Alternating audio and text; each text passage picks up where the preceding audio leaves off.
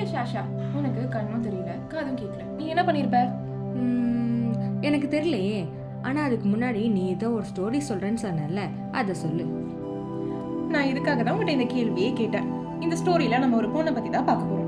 இவங்க பார்த்தீங்கன்னா 1880 அலபாமா அப்படிங்கிற ஊர்ல யூஎஸ்ஏல பிறந்தாங்க. இவங்களுக்கு 19 மாசம் இருக்கும்போது உடம்பு சரியில்லாம போகுது. இதனால அவங்களுக்கு கண்ணும் தெரியாம போயிருது, காதும் கேட்காம போயிருது. அதனால இவங்களோட குழந்தை பருவம் ரொம்ப ஒரு கஷ்டமான ஒரு விஷயமா போயிட்டு இருக்கு. அந்த டைம்ல இவங்களால யார்கிட்டயும் பேசவும் முடியல. அப்படி இருக்கும்போது அவங்களுக்கு 7 வயசு இருக்கும்போது ஆனி சுலிவன் அப்படிங்கிற ஒரு யங் டீச்சர் இவங்க லைஃப்ல வராங்க. அப்ப இந்த பொண்ணுக்கு தெரியாது அந்த டீச்சர் தான் இவங்க லைஃபையே மாத்த போறாங்க அப்படிங்கிறது. அந்த டீச்சர் வந்து இவங்களுக்கு சொல்லித்தராங்க எப்படி விரல்களாலேயே பேசணும் அப்படிங்கறத வந்து சொல்லித்தராங்க.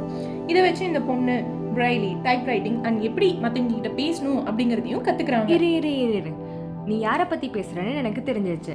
ஃபர்ஸ்ட் டெஃப் பிளைண்ட் பர்சனாக ஒரு காலேஜ் டிகிரியை வாங்கினது இவங்க தான். இவங்க நிறைய புக்ஸ் எழுதியிருக்காங்க, லெக்சர்ஸ் கொடுத்துருக்காங்க, நிறைய பேருக்கு இன்ஸ்பிரேஷனாக இருந்திருக்காங்க.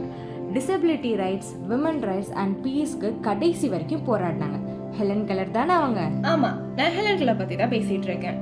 இவங்க லைஃப்ல கண்ணும் தெரியாம காதும் கேட்காம எவ்வளோ அச்சீவ்மெண்ட்ஸ் பண்ணியிருக்காங்க.